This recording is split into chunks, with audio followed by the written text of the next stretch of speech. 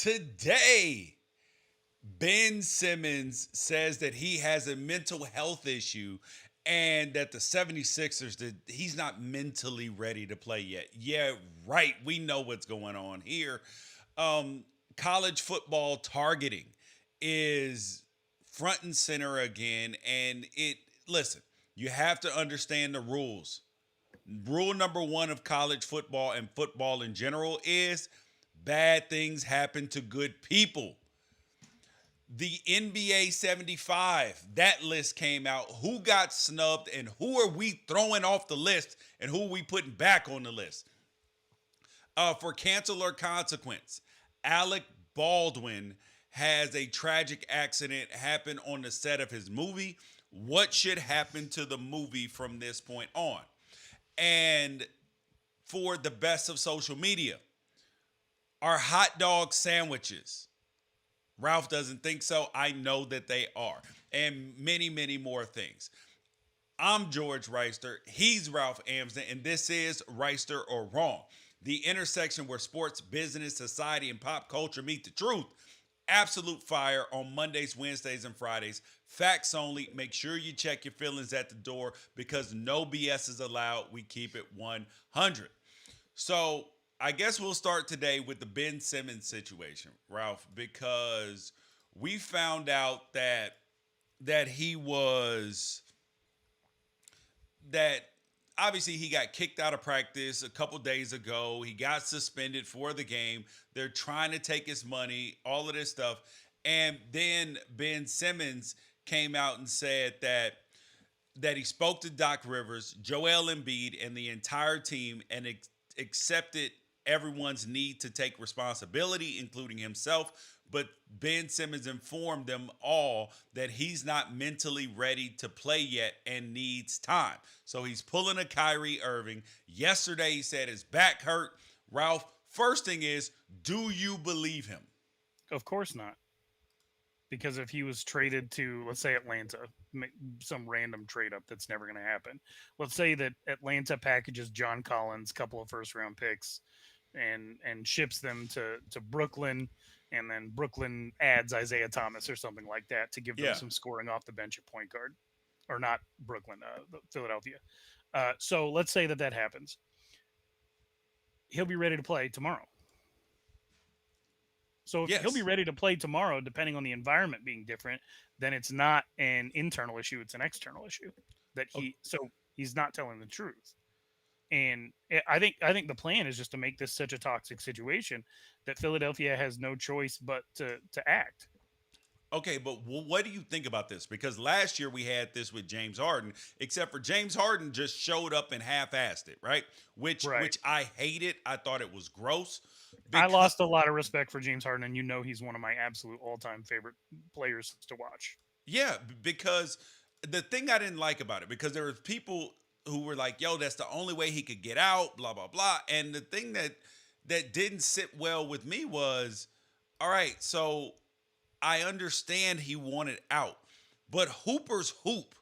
Like the idea that you would go out there and not give your best intentionally because you're pouting, that just was so gross to me. I just don't understand it. Like I could never, under any circumstances, see Kobe Bryant, even Kevin Durant, his own teammate. Like imagine Kevin Durant being unhappy in a situation and then half-assing it in a basketball game. He would rather die than do that. Kevin Durant was unhappy in two different situations. He balled out and then he moved on when it was all said and done. We have two examples of this. He was frustrated with Westbrook. He hated that they let the 3-1 lead slip away to Golden State. He wanted to win titles, so he moved on. He had trouble with Draymond. He was already mentally ready to go do something else in his last series with the Warriors. We saw what happened when he actually overextended himself. He ended up having to miss an entire season of basketball due to a torn Achilles. So, and all that guy does is work hard. There's been plenty of people who were dissatisfied but still balled out on the court. It is pretty common in the NBA actually to grow discontent with your situation with the management. I grew up a Suns fan. Barkley forced his way out of both Philadelphia and Phoenix, but when he was on the court, it was still all business. Kobe did everything he could to get traded, and the Lakers waited him out. And he still gave full effort every time he was on the court for Los Angeles. In fact, one of Kobe's ways of making it toxic was to just play so much harder than everybody else that they would want to get rid of him. Obviously, Yes. Ben Simmons doesn't have that in him. He's going the make everybody else, like, make your misery contagious route, and I think it could ultimately end up affecting the Sixers that are on the court. I don't know if this team has the ability to galvanize around the fact that, like, we got a cancer in the locker room, but he's not part of what we're doing. Let's close ranks and do our thing. I don't think the media in Philadelphia, I don't like the fans are going to let them forget that this is a part of the narrative of the season. Ben Simmons just wants a different situation. He's going to do whatever it takes. I don't fault him for doing what he thinks will get the job done, but Yeah. I do judge him on his actions. Right? Yeah. Like So, I okay. understand his process, but I don't respect it. Okay, so then the question is, see, because there's an aspect of this that kind of gets kind of tricky, right? Because his mental health, because yesterday he said his back was sore, and now he's talking about he's not mentally ready and all of that stuff. And mental health is a buzzword in the community. And nobody believes that something is actually wrong with him, right? And and now that creates a two-way street because you can't question somebody's mental health. Because if something were to happen, then you end up with egg on your face and they end up in a bad situation. But being that nobody really believes him, I think it's kind of gross that he would take this route because, like, when there are so many people who do have legitimate mental health issues in the world of sports, and now he's taking the easy road, I don't like it. It feels gross. Yeah, and at the same time, I think it literally is a mental health issue. Like, having the inability to overcome adversity is on the spectrum of mental health issues. Being overly coddled and overly spoiled and having it impact your ability to relate to others is a mental and emotional health issue. All of these things actually fall on the spectrum of mental health, but they're things that are within his purview to seek help for, from whether it's athletic psychologists, team resources, having a better circle of people around him, just personal growth. Like, there's books out there, read one. Like, there's a lot of things that he can do to get over some of the things that are contributing to him being a toxic element on a competitive basketball team. The idea that he thinks that he's going to go somewhere else, and the external health of that organization and situation, and that fresh start and new start is going to do something for him, is very naive. It's like Because taking he thinks that it's gonna follow, that he doesn't realize that this is going to follow him. that right. that the fans that are watching this from wherever his next team is, they're like, oh, okay, I see this. But then they're gonna get him and they're gonna be like, okay, cool, yeah, we got him. But first sign of adversity, the fan base will turn on him. Turn on him quick. Every fan base is gonna, like, they sense a weakness in him. It's not just gonna be Philadelphia. He's gonna get chided in every single arena that he goes to, because a lot of this is generational. He's offended the sensibilities of all of the people out there who think that athletes are rich and spoiled anyway. This is the first time I really feel like we've seen one act that way. We project onto athletes all of the time. It's just part of society and what we do, and our own economic hangups and everything like that. But this is actually the case of somebody who is a good player on a successful team, who wants out for no reason other than he is personally uncomfortable and personally unhappy. You can blame the 76ers organization all you want. I see people trying to pit this as like, oh, why are you guys out there siding with billionaires over Ben Simmons? I don't think the issue is Ben Simmons versus billionaire. I think the issue is Ben Simmons versus the reality of the situation. And I think that most NBA fans are smart enough to look at that and say, we would not want this guy in our locker room. Yeah. Ben Simmons thinks that he's the kind of rotten banana that you can make banana bread with, but he's not. He's the kind that spoils the rest of the bananas, right? Like that's the situation that we're in So with Ben Simmons. so see, some of this I do believe is the 76ers fault. Like the way that they talked about him after the playoff game, it was knee jerk. You know, it's one of those like when you get a microphone stuck in your face and all it is. You know what I mean? What are you supposed to do? What are you supposed to do? He has not improved as a shooter. His attitude has not improved. He's become timid in situations. He is a non-factor offensively, and that puts you in a situation where all the scrutiny is on you as a playoff team. This is my least favorite thing about sports is especially being a Suns fan, is the fact that like when teams make the playoffs, instead of celebrating them, all 32 NBA communities come together to put extra scrutiny on the teams that lose in the playoffs and say, here's why they're not the best. Here's why they haven't made it. So you'll have the team that just missed the playoffs completely avoid anybody talking about them, while a team takes 3 different teams to 7 games, then loses. And then all we want to talk about is what they're missing and what can't get them over the hump. That's just the culture we live in. It's very stupid. But at the same time, if Philadelphia wants to be a championship team, they're going to need offensive production out of their point guard position. And they're going to need the one other thing that most successful point guards have always brought to an NBA team, and that's leadership. He does neither. Yeah. Listen, bro. So, and then Daryl Morey, their general manager, came out and was like, yo, this may take a long time. It could take years. This is the first time that we've actually seen a team that I don't think is willing to blink that they want Ben Simmons back. First thing, I do believe they want him back. But if they're going to trade him, they're not just going to give him away for cheap or less than. So over, under. Actually, what is your gauge of when do you think that this will be resolved one way or the other? Within 3 weeks. It's just not sustainable. And shout out to Daryl Morey for coming a long way to being like free Taiwan to then holding one of his own players hostage. Ben Simmons is Taiwan right now. The fact of the matter is that like he has tanked his own trade value, and they have assisted in tanking his trade value so much that they have to bring their standard down.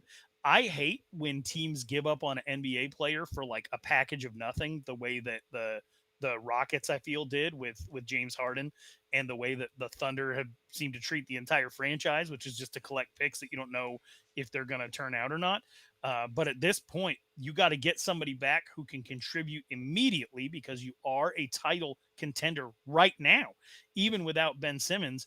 And the other thing that you have to do is send him to Siberia if you have to. Send him to Sacramento. Send him to Sacramento and see, get Marvin. See how he likes. Marvin Bagley is doing nothing right now. They won't even play him because a level of toxicity that Ben Simmons has spread to the Philadelphia 76ers locker room is what Marvin Bagley III's dad has done over in Sacramento. And I'm not saying it would be a good like 1-for-1 swap, because of course it wouldn't. But you're in a position right now where if you can put together a couple of pieces, if you're Sacramento, to bring in Ben Simmons, considering you're getting nothing from They're Marvin gonna have Bagley to III. give Halliburton too. Like it would be like Halliburton and Bagley because they don't want Bagley. So And he's okay. Like he is okay. And I'm go to the ends of the earth to defend Arizona kid, but like this thank guy. you for saying that. I appreciate you and the honesty because whenever I say that, you're like, no way. But I appreciate. That's not true. That's not true. That's definitely not true. That you brought it up in an inappropriate situation off air, and we had a fight about it. But no, like when it comes to Marvin Bagley, let's be honest. This is a 16-10 guy from the power forward position, and I think that you can work with that. I think you got to find a way to start him. Like coming off the bench, and didn't he's work for him, broken too. And he's broken too. Like he's broken like Ben Simmons is broken right now. I think that his lack of success in the league has come from more situation than it's been more nurture than nature. Like I think Yeah. Yeah. Sacramento's not the best environment, and then to be the number 2 overall pick with Luka and Trey being drafted behind you, and then The you coming off expectations the are bench. stupid. Yeah. Right. Yeah. They never started him. They never planned for him to be a star there. They just said this guy can't really play defense, but he's very good on offense. Let's get the boost of him coming off the bench. That's not going to work. Yeah. He needs you're making him into Marquise Chris when he's much more talented. Yep. Well, on to the college football world. So yesterday there was a play that just illustrated what is wrong in college football right now with the targeting rules and the way the game is officiated. Because people like we get so squeamish at watching sports. We're like, oh my God, throw him out of the game. Throw him out of the game. He hit somebody too hard. Bro, it's football. Rule number 1 about football is this. It's the first thing that you have to understand before you play, before your kid plays, before somebody that you know plays, and you have to accept this rule. Rule number 1 is that every time somebody gets hit, it's not a foul. It is not a penalty. It doesn't mean that they did something wrong. Bad things happen to good people in sports. Not even just football. Bad things happen to good people. You're playing a physical game. And so here is what happened that I know I saw it when I was watching the game. And people at home were like, oh my God, throw him out, kick him out forever. But this was a legal hit. This was teaching tape. This was an excellent hit. The kid did what he was supposed to do. All right, we are replaying this hit on Michael Pratt. It was called targeting. Matt Austin, our rules official, is with us. Matt, walk us through everything you're seeing here. Okay, the ruling on the field, or the call on the field, was a late hit with targeting. So there's nothing the officials can do with the late hit. That has to stand. I don't think this is targeting. What do you That's not even the play I thought you were going to show. I thought you were going to show the way the UNLV game ended. Oh with yeah, UNLV's that was bad quarterback too. getting blown up, because that, to me, that was a launch. That was head down. This was not a launch. This was not head down. This was head to the side. This was hit with the shoulder. He began the attempt to make contact before the quarterback had any intent of sliding or showed any intent of sliding. This is a good hit, and this is why you don't venture out into the land of the beasts if you're a quarterback. Yeah, you are a quarterback. You are a runner. Get down early. How many times have we seen quarterbacks get their shit wrecked because they decide, ooh, I'm going to get an extra 2 yards here and slide. Bruh, you better take the Kyler Murray, I'll slide 10 yards before anybody is close to me after I got the first down, because that happens. And when you do stuff like that, when you start to protect yourself as a quarterback, you will get refs who are more protective of you. Last weekend, Kyler Murray, for the very first time, got gently pushed in the back after he released the ball. It caused him to take 2 steps toward the sideline. He didn't even show any impact, and they threw a 15-yard penalty. And that's because Kyler Murray is the type of quarterback who goes to great lengths to protect himself. And when refs see that, they're a little bit more wary of, like, oh, if this guy actually takes a hit, Correct. that was a terrible call. So they're going to in this case, like, he had nothing on his mind other than yards. He could have braced for impact for that hit. He could have put a stop on, but he went with the slide way late, and he got his clock cleaned. Like, this is football. This is what's going to happen. The goal of these rules should be to protect quarterbacks, but you can't protect quarterbacks from themselves. Correct. And then, but the whole idea that the onus is on the defender makes no sense to me, because this is like cognitive negligence. What did you do to contribute to your own demise? Right. And this quarterback did a lot to contribute to his own misfortune. He did. He put himself in harm's way. This is just like if when I was younger, I used to hang out with a different crowd. Like people who go to jail, get arrested, sell drugs, all of this stuff, that would be who I would be around. Now, but I understood in that situation that that something could go wrong. You know what I mean? Like I understood that. And did that mean that I had to be doing something wrong? No. But I understood that if I was around the wrong element, that these things come associated with that. Same thing here. You're playing football. If you do not take great lengths to take care of yourself, like you said with Kyler Murray, they won't protect you. For instance, Lamar Jackson probably, and Cam Newton even. Cam Newton took way more hits than they would allow normal quarterbacks to take, because Cam Newton would run people over. You didn't know when he was going to be down. Like, it put the refs in a very sticky situation. Lamar Jackson, he slides all the time. He doesn't try to run people over, so it's a little bit different. Russell Wilson runs, but you ain't putting your hands on Russell Wilson because he doesn't take hits. Like, he doesn't fight for first downs. Josh Allen, he puts himself in more danger, so he probably gets hit and doesn't get as many calls as other guys would too. So you are 100% right about that.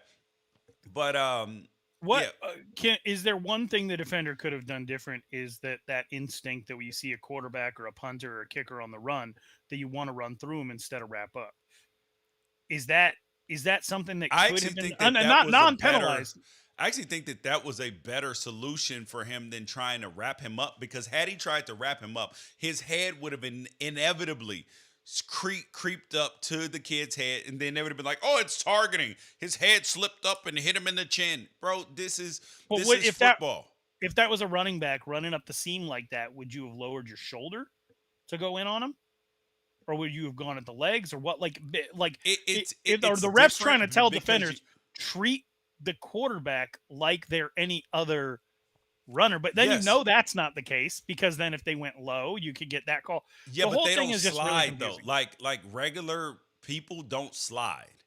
Right. Like they would have gone head first, which would have been a normal collision. But he decided that, and he was running straight up, bro. He listen, and it sucks that the kid got hurt. But if somebody hit my kid like that, I'm not gonna be mad at the kid. I'm gonna be mad at my kid. Because you put yourself in danger. Yep. You put yourself in danger because the flag doesn't take the impact away. The flag doesn't take anything that happened away. It doesn't go back in time and erase the trauma. Yep. So you still are hurt, and regardless of whether the ref says, "Oh, that's on the other team," it's still on you. You still feel the impact of what you did. No, you are 100% right, bro. 100% right. All right, now college football this weekend, though. There are a lot of really big games. One of them I'm going to, which is the biggest game of the weekend probably, is Oregon UCLA. I am excited about this game. I'm going to this game. But I am deciding whether I'm going to go to college football game day. So Ralph, should I go to game day at 6 a.m. in the morning on UCLA's campus and then trek all the way to the Rose Bowl after that? If you can scoop Bill Walton for like a 10-minute interview, it's worth your time.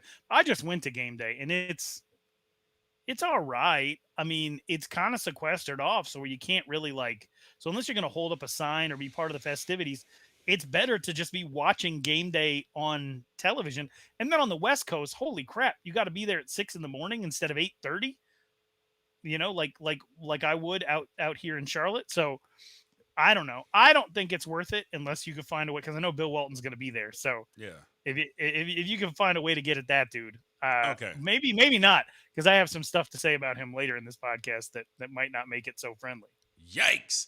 All right. The next thing. The rest of the weekend though, there are some games that are going to have some college football playoff implications that obviously that Oregon UCLA game does, even though Ralph doesn't think so. And because he talked about that at our Pac-12 podcast. Oregon doesn't have a shot at the playoff. Get out of here. Hey, no, Oregon UCLA absolutely has a college football playoff implication. It's important for Ohio State. I'll fight. If you were closer, I would fight you. All right. The next game that is very important is I have circled this Northwestern Michigan game as a game that is like Michigan is a 23 and a half point favorite, but Northwestern, they find a way to play well at times when you don't think that they should. And I know that they just got beat by Nebraska 56-7 2 weeks ago. But Pat Fitzgerald, his teams find a way to play well. And Michigan plays a style of offense when they run the ball, and can't throw it that will lend itself to them playing an unusually close game. And this could be it. I did notice on our Fearless Friday picks this week, you went heavy on road dogs. All five of your picks are road underdogs. Yep. I don't know if I've ever seen that before. Yep. And that's one of them. I have Northwestern because I think that I think 23 and a half is too much for this game. And this game could turn into an upset. I'm telling you. Like, it's got all the makings of a potential upset because this is a trap game. Players are going to be overlooking them because of what Nebraska did to them, and the players are going to be up. That has big time implications. Another game that was wild. The line to me. So the Oregon line was weird to me because it started out Oregon was favored by 3.5 points, I think.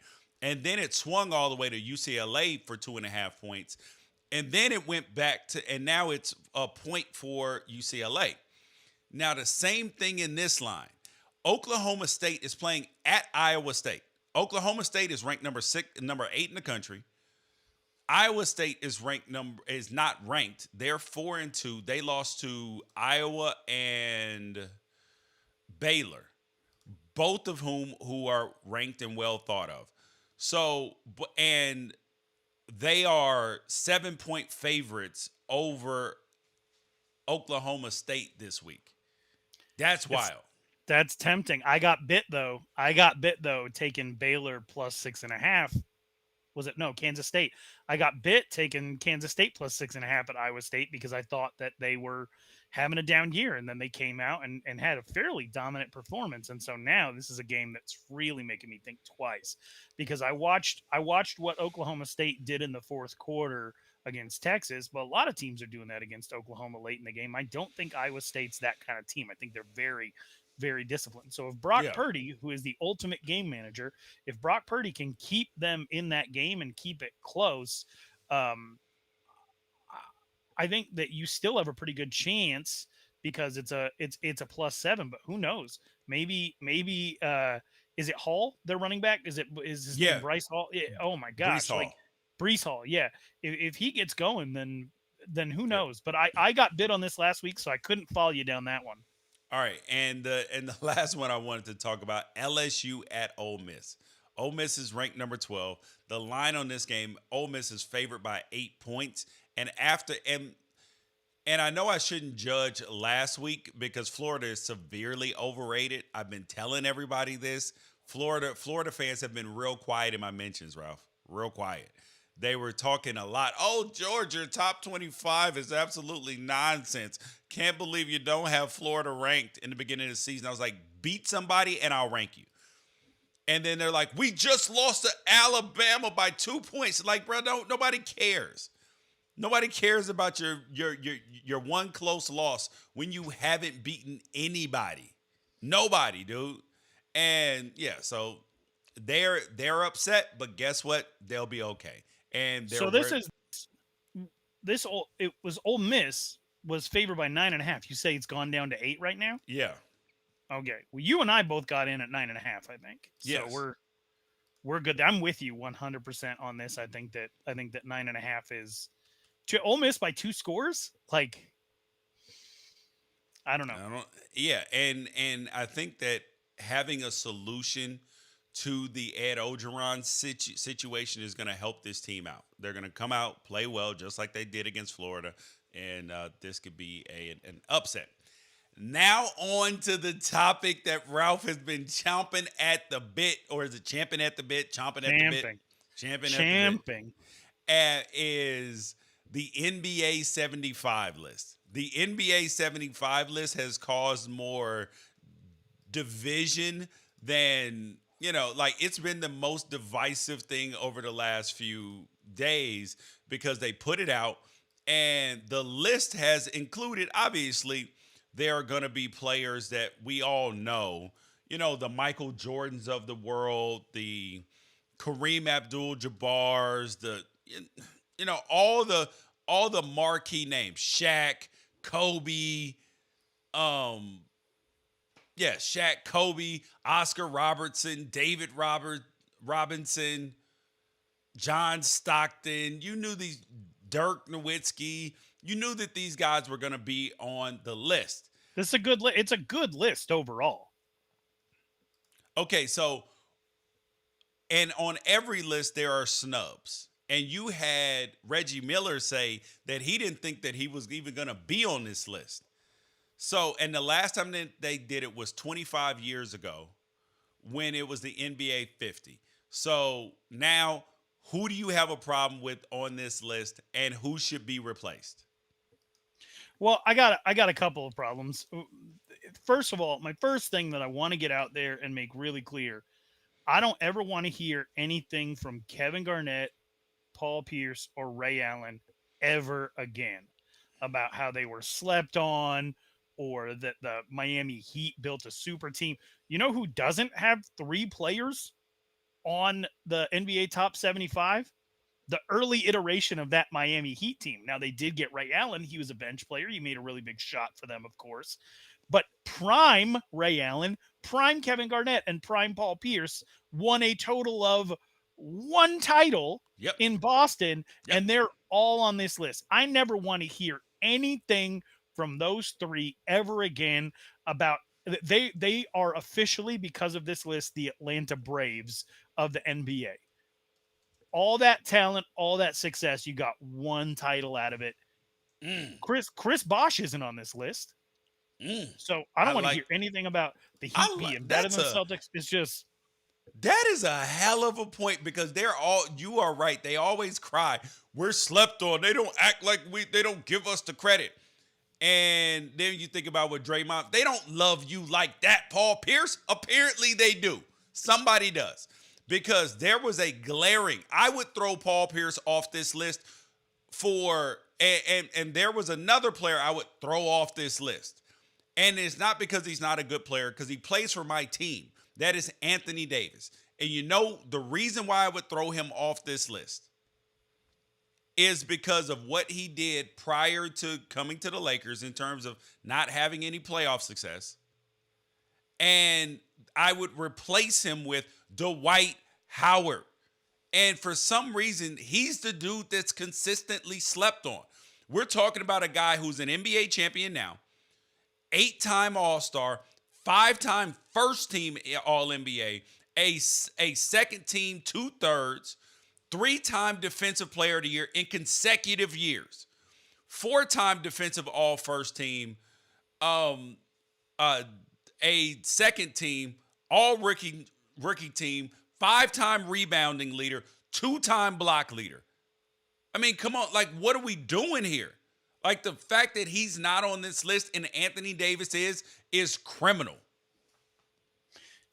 I agree with you, Dwight Howard I agree with you on Dwight Howard over Anthony Davis. I don't think that Anthony Davis should be on this list yet.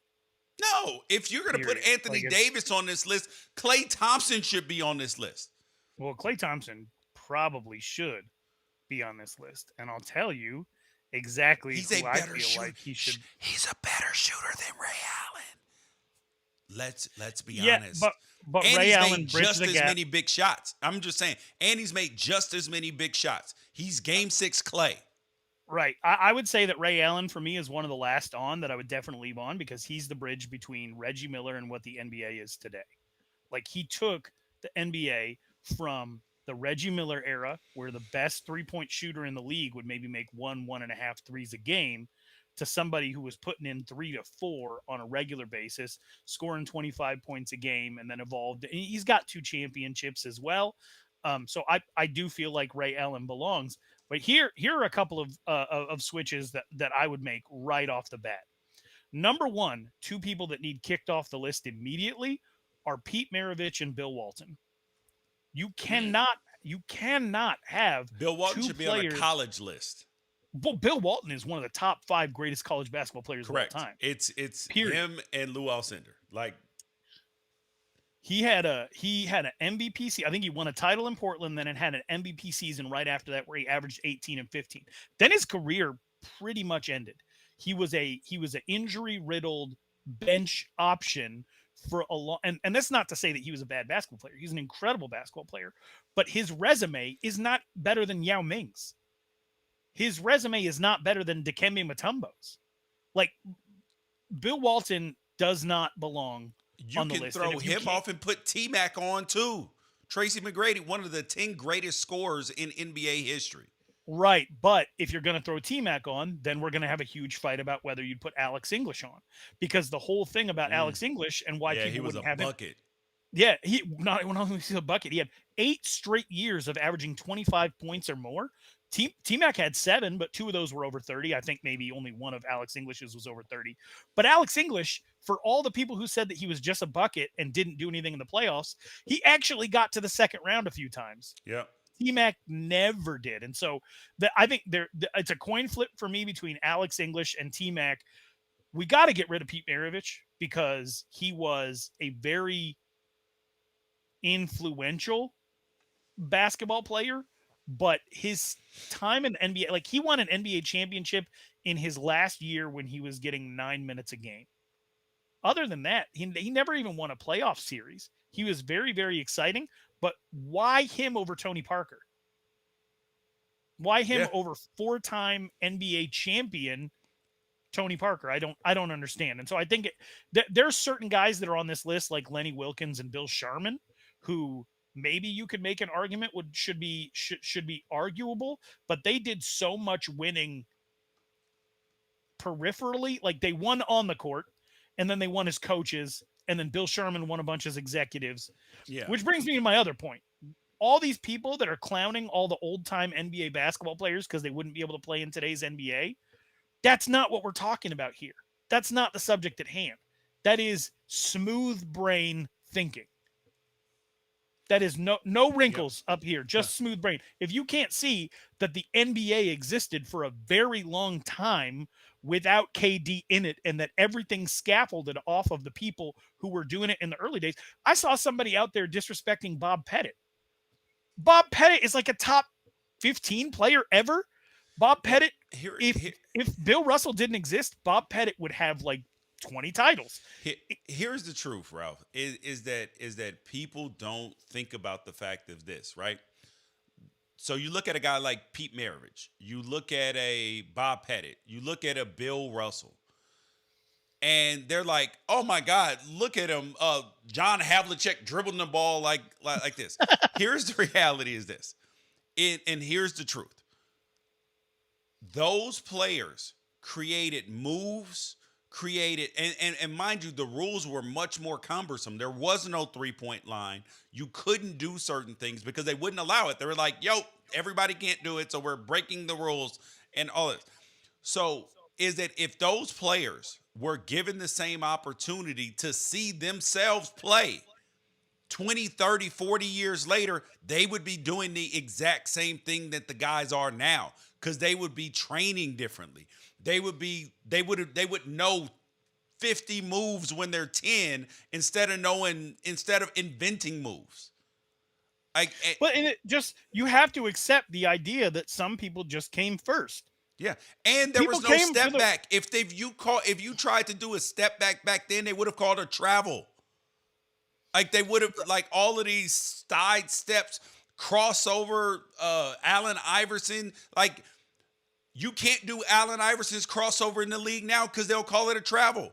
But it's evolved. The game has evolved. And if Magic Johnson had gotten a chance to train with, or those players back then got a chance to train the way Kyrie Irving and Steph Curry do now, their handles would have been way smoother too.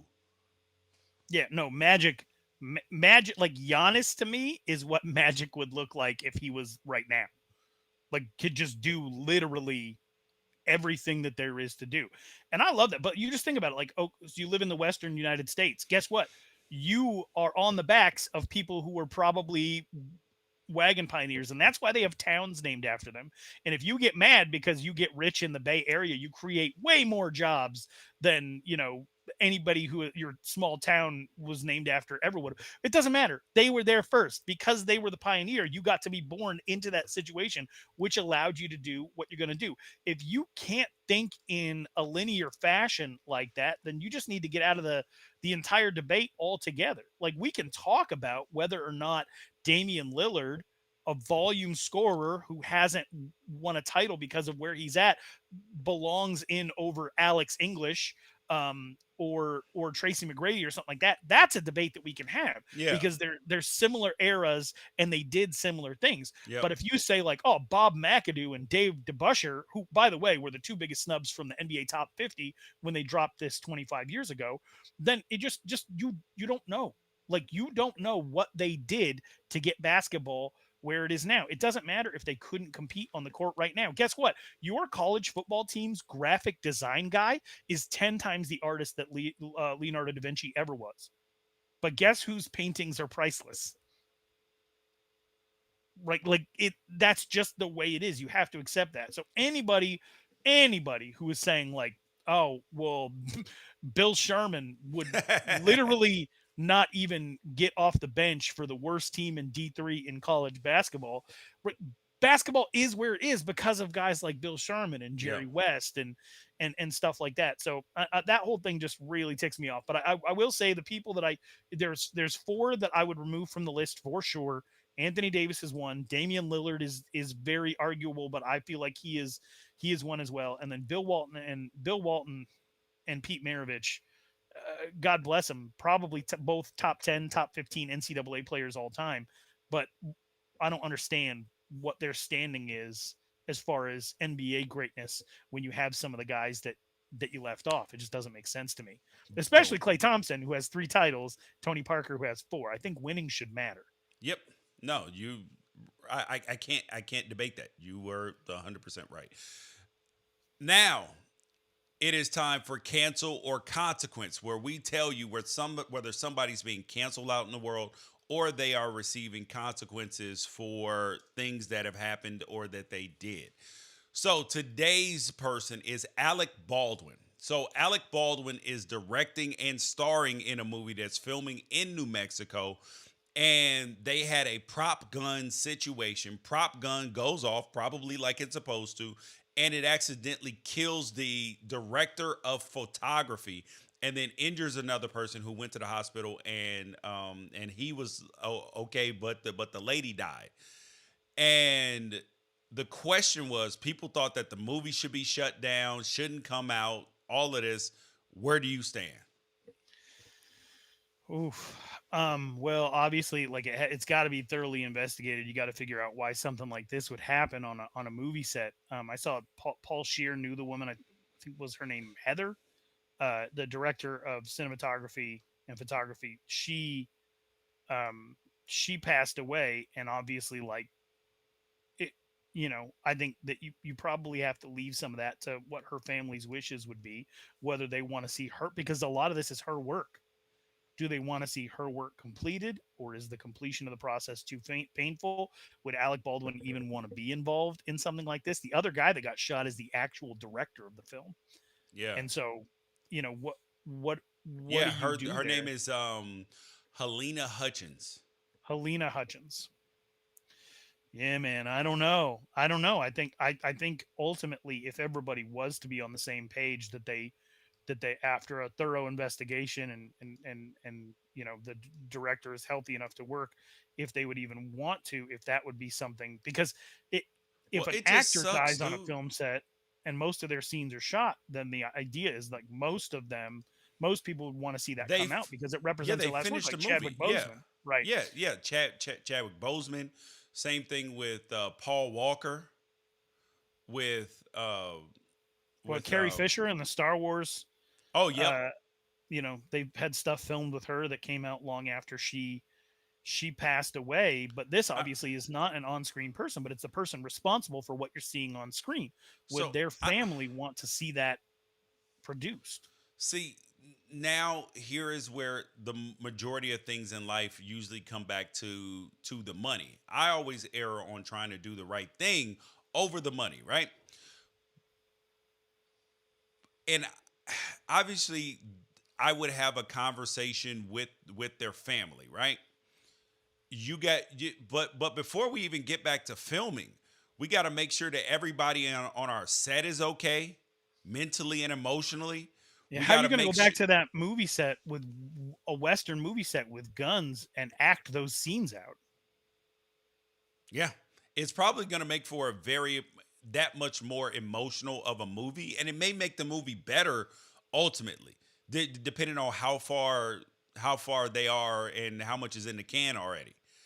But man, this is a situation to where there's a lot of people who are going to debate and argue about set rules and all of this, which there may have needed to be some more. I mean, we don't know at this point, but this is an absolute tragedy, and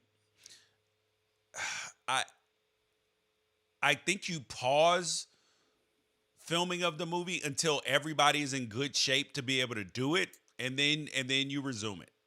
You see people who don't like Alec Baldwin, which there's plenty of reasons to not like Alec Baldwin, but you see people who don't like Alec Baldwin are like laughing about this and applauding it. Bro, they're gross, and they need to be actually canceled.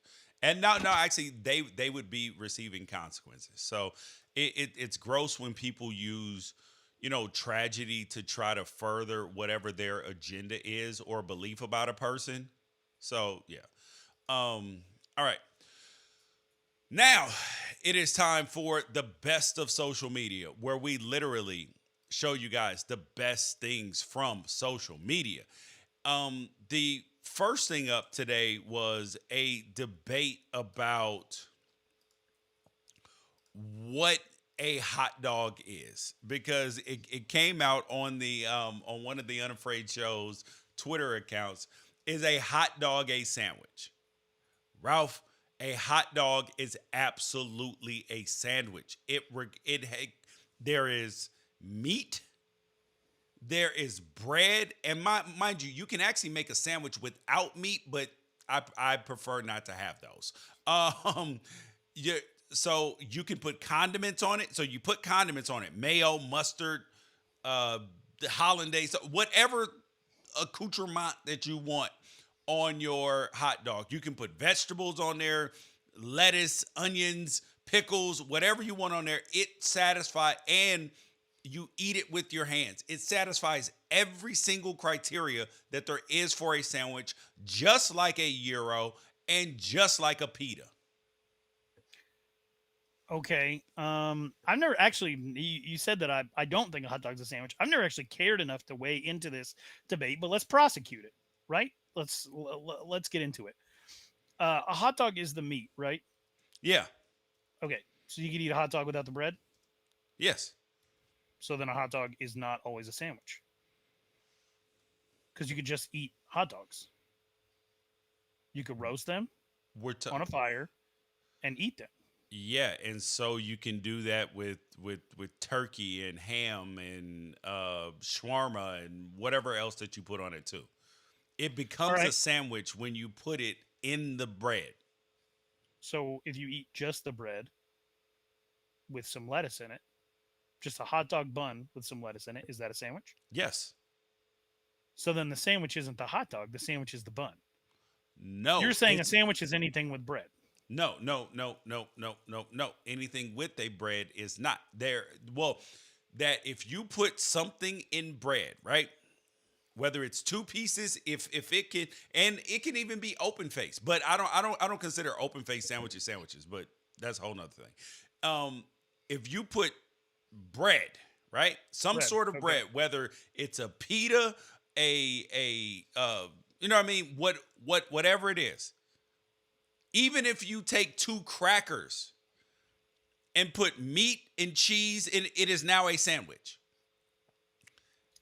A hot dog, when you put the meat in the bun, if you put anything inside of a bun, a hamburger is a sandwich. Like, all of these things are sandwiches. It follows the criteria of having bread and something in the middle.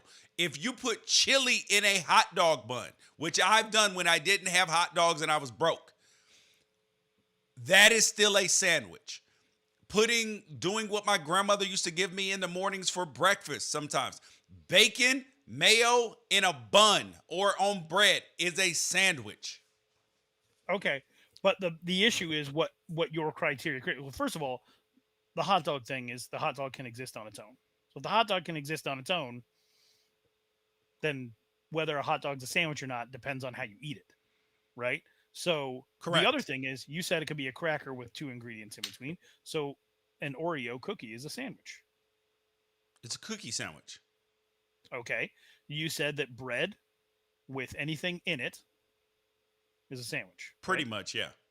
Okay. So Boston cream donut. No, it's a donut, Ralph. A donut is not. Donut is bread. You know what? How many times do we see on these weirdo BuzzFeed or Tastely that they'll make a hot dog, and I mean they'll make a hamburger or something and put it on a donut. They'll cut a donut in half or use 2 donuts. So yes, a donut can be used to make a sandwich. But like a Boston cream or like a filled cronut, you slice it and then you put the frosting inside it and you sandwich it. Those are sandwiches? I don't even know what you're talking about right now. You're saying anything with bread and something in it. I'm just trying to figure out the criteria. So then here's the other issue. If you're in the office and you're going to get lunch and you say like, hey, what do you guys want me to pick up for lunch for the office? And everyone in the office says sandwiches, that person going out to get hot dogs would be a mistake. Because that's not going to be the expectation of everybody who said sandwiches. And then you're going to come back in and be like, it's a sandwich. Also, soft tacos. Soft tacos, according to you, sandwich. No, because it falls into the Mexican category. A torta is a Mexican sandwich. A torta is a Mexican sandwich. If you don't make sandwiches with tortillas, a soft taco is really just a burrito. How about that? Well, everything is a burrito, but that's an argument for another time. All right, last one. Is a pizza a sandwich? Nope. It's dough. It's different. It's like flatbread. It's got its own. What category. was that second word? Flat what? Flatbread. All right, so I'm gonna fold a pizza in half, call it a calzone. Is it a sandwich? No, that's calzone that's bread on both sides. It, That's bread on both sides with ingredients in it. A Same calzone is not a sandwich. Dog. And the reason why how do you eat a calzone? It depends. You pick it up and eat it. You can eat it with a fork. Nope. Nobody ever picks up a calzone and eats it, Ralph. Sorry. I definitely pick up a calzone and eat it. You're Ralph Amsden. So there's that. I don't care. I don't care either way. I just know that if someone says I'm hungry for sandwiches, they don't mean hot dogs. And if they say I'm hungry for a hot dog, you wouldn't bring them a sandwich. It seems to exist as its own thing. Same as a gyro, same as a taco. Clarify. I'm going to go get hot dog sandwiches. All right. Who says that? All right, the next best thing from social media. LaMelo Ball. He dresses like his car. So I have a lot of questions here because I know people who do this sometimes. So if you're going to do this, right, you have to make this like a life theme for at least a few months where like you're wearing this highlighter green, like this is your thing for like a couple months. And then you can switch up your car because it may be wrapped and not painted that color. So now you can keep changing that joint, right? You can keep changing that joint for whatever your theme color for that NBA season is. Yeah. Thank goodness he plays in Charlotte because Cam Newton did a whole lot of warming the city up for Stuff like this. Cam Newton's outfits got everybody prepared for this. Yeah. Because Southern people are like, I don't even know what's happening here. Second of all, like, it's a good thing the Hornets won their opener, because that would have been a wild ass move after a loss. Oh yeah. Well, he probably wouldn't have posted it. Now, What does it look like he does for a living to you? Because I think he looks like the Christopher Lloyd's character from Who Framed Roger Rabbit. Like, he's trying to make dip to kill all the tunes in Toontown to build a freeway. dude, he looks like a villain. Like, that's what he looks like. A villain in like Batman has to defeat him. You know, he's like an evil superhero. Batman would whoop everyone in Charlotte's ass. I've only lived here 6 months, but like, he'd be breaking jaws of white collar criminals who commit bank fraud. Like, the city's very, very quiet. One Batman style villain would bring this whole city down in 5 minutes. All right. The next thing up is these, Ralph. Since we're staying on outfits, look at these uniforms. Oregon's gonna be playing in the Rose Bowl, dude. What? Bro, have you seen a greater college football uniform than that, bro? The nightmare green, the speckled uniforms. They are made out of sustainable materials. Bro, nobody's doing a uniform game like this, Ralph. Knocking it out the park. I think you'd have been excited no matter what it was. No, because I was not excited. Remember, I was not excited about the uniforms that they wore a couple weeks, like 2 weeks ago. I was like, they ended up looking better on television. But this shit right here, oh man, it's that death. What? I got a few things to say about it, I suppose. Number one, in the time of COVID, when we're talking about like projectile breathing and everything, it looks like so many of the COVID graphics we've seen for why you wear a mask. It does. Dude. It looks like that picture looks like Jalen Red just got Thanos snapped and he's turning to ash. Oh my God. It looks like it said, it looks like it should say eat more chicken across the bottom. Dude, you said it like this is like I'm when they leaving. would do the models of the droplets. Yeah, droplets. It looks like droplets. I am leaving this podcast today to go get a cookies and cream milkshake because this is making me crazy. It looks like, somebody pointed out, it looks like the wall behind the toilet in the stall at Red Robin.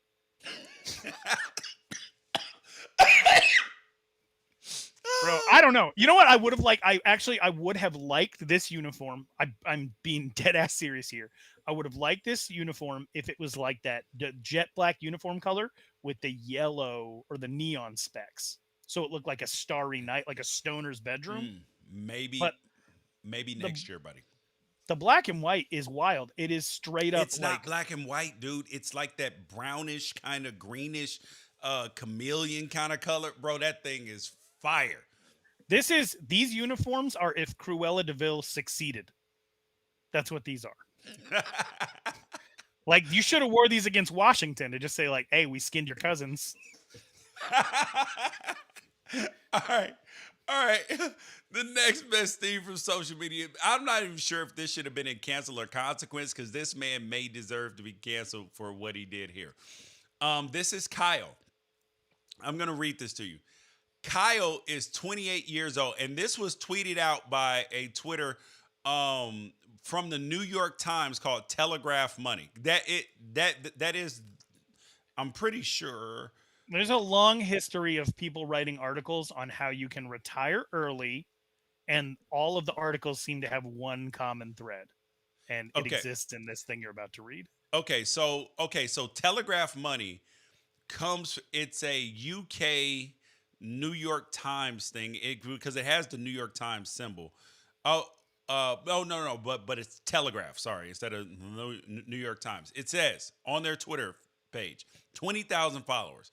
Our aim is to inform with the best money advice and fight for readers' rights email us, blah, blah, blah. Okay. So now let me read to you what this thing says. And tell me what your reaction is. It has a picture of a pretty nondescript looking white guy sitting there. He looks pretty tall though. I don't know why, but anyways, Kyle, he looks like he's a 7th-year sophomore at BYU. Yes, Kyle, 28, has already paid off his student loans, owned his own home, and is prepared to retire at 40. Can you believe that, Ralph? Prepared to retire at 40. And I lost it. Hold on. I was prepared to retire at 20. I just didn't have the money to do it. Yep. I was prepared to do it. Okay. Kyle, 28, has already paid off his student loans, owns his own home, and is prepared to retire at age 40. Quote, managing your spending is difficult, unquote. Requote, but if I can do it, anyone can. Learn how he did it. And how'd he do it, George? Kyle started saving as soon as he got his first job. Senior project manager at the hedge fund run by his father. Senior? He made $250,000 per year, but immediately deposited 25% into savings. To save money on housing, he lived in his grandfather's empty vacation home in Monterey for a few years to build up savings. Well, we all got the Monterey vacation home that's empty. Exactly.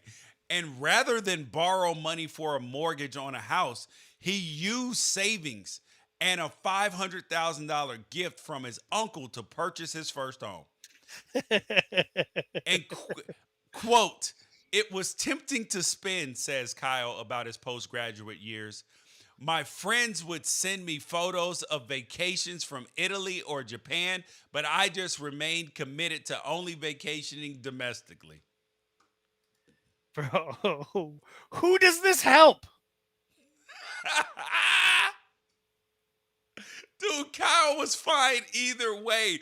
If you have anybody in your life that will just give you $500,000 and give you a $250,000 job when you get out of school, dude, you could live in a house in Monterey for free?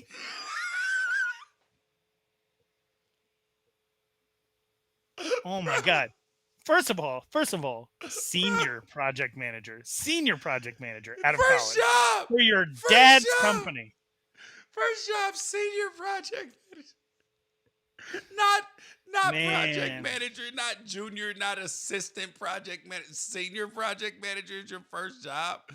Bro, imagine opening this article because you're legitimately worried about retirement, trying to think of strategies to save what you can cut out of your life here and there.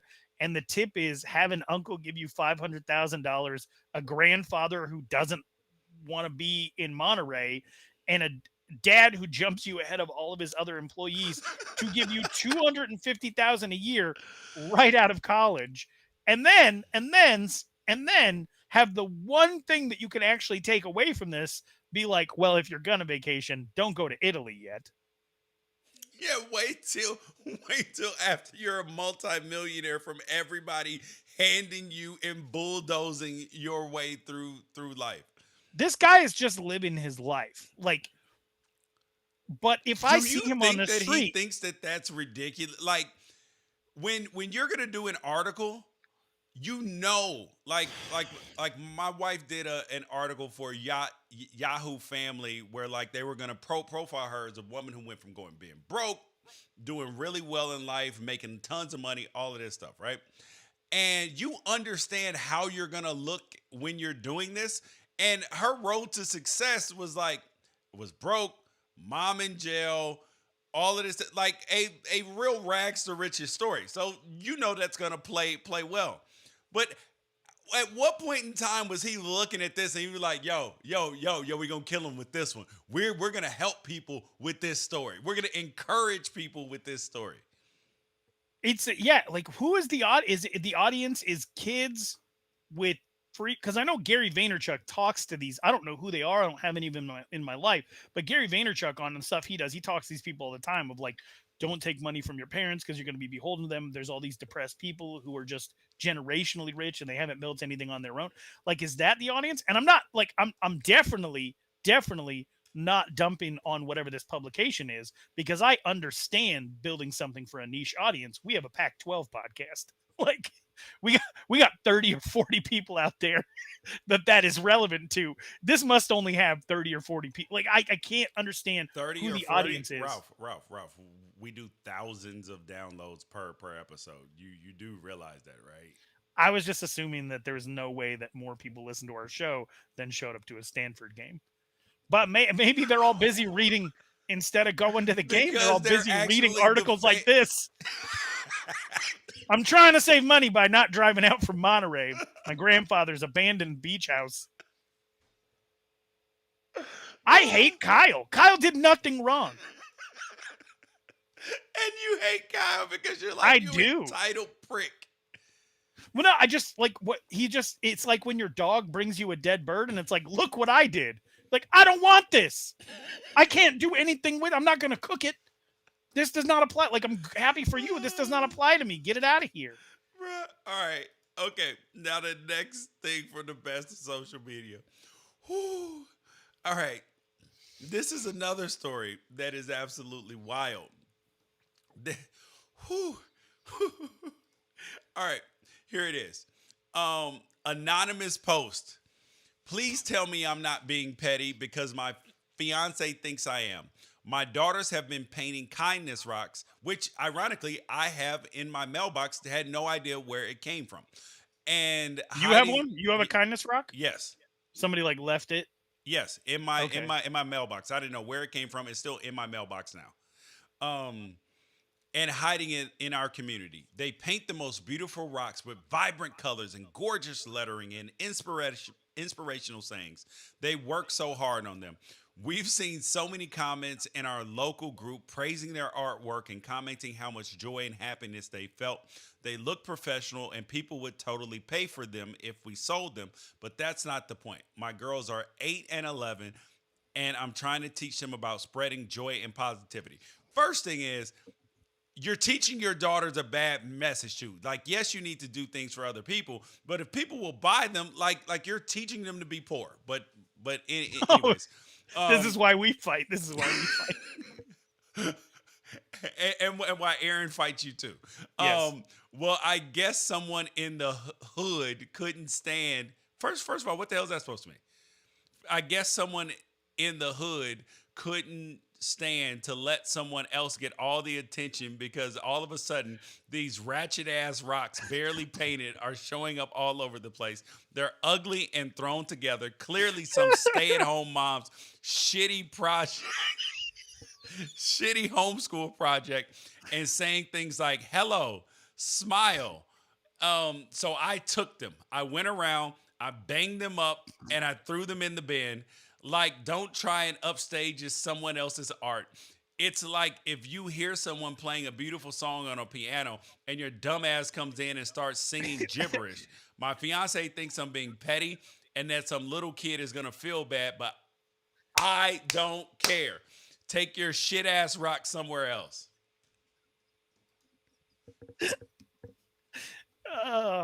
Okay. Here's how we have about this. Okay. Would your other half agree? Dude, okay. He's probably right about the quality of the rocks. But then he's also probably biased thinking Well, this is a mom. This is definitely, this has got to be a mom. It's got to be. Oh, this struck me as a dad. I don't know why. You think it's a dad? You think it's a dad that talks that way about stay-at-home moms? Oh, all right. That's a good point. So it's somebody. This sounds like a mom with a job who doesn't like other moms who sit at home all day. Okay. So the question is it okay to jack the other rocks? I say no, dude. You didn't try to get the credit for it. If your daughters were getting credit for this and somebody knocked it off, okay, cool. I'm all for that. But you can't but you're trying to spread joy in the world, and apparently somebody else saw what you did and was like, oh, I want to spread some joy too. Now you're trying to put a cap on the amount of joy that can be spread. That makes you a hater. Would your other half agree with this? I don't know. I'm gonna send it to her and see. I'm thinking mine might. Therefore, I side with the rock stealer. just in case, because I'm not gonna disagree, because I know this is gonna come up later. Imitation is the sincerest form of flattery. This sounds more like a thing you complain about around the dinner table, not a thing you take action on. Stealing all the rocks and throwing them away is an incredible power move. I don't know how that's going to spread joy and happiness. Nor do I know what the economy of painted rocks are and whether or not somebody's day is made worse by more than one person getting attention for it. But I'm going to go ahead and say she's right, just because that phrase, she's right, has done me a lot of good. Bro, I think that this is a dad and he's wrong. So you think it's a dad with 2 kids who's marrying somebody else? Yes. I think to me it was the clapping emojis. Oh yeah, true. That's a good telltale sign. And we know it's a white lady, right? If because she used the white hands, she didn't use the yellow hands, which makes you ethnically ambiguous. But if you use the white hands, because black people are funny about this, dude. If you're black, like, dude, there's not a fucking chance in hell that I would use white hands to send emojis. I make sure to send an appropriate colored emoji. That way you know what it is. What if AI got so good that if you were going like full Karen in a post like that you didn't have any choice but to use the white hands? Like this little clippy things. Like, it sounds like you're trying to Karen. You like to change the color of your emoji? Oh God. Dude, and the funny part is, here's a secret and a tidbit. Black people Karen sometimes too. I know some black people who have Karen. So just saying. Oh, I have nothing to say. Yep. All right. Well, you guys, that is Wrighster or Wrong for the day. I'm George Rice. You guys enjoy your weekend. Make sure that you hit us up 818-293-7547 or shoot us an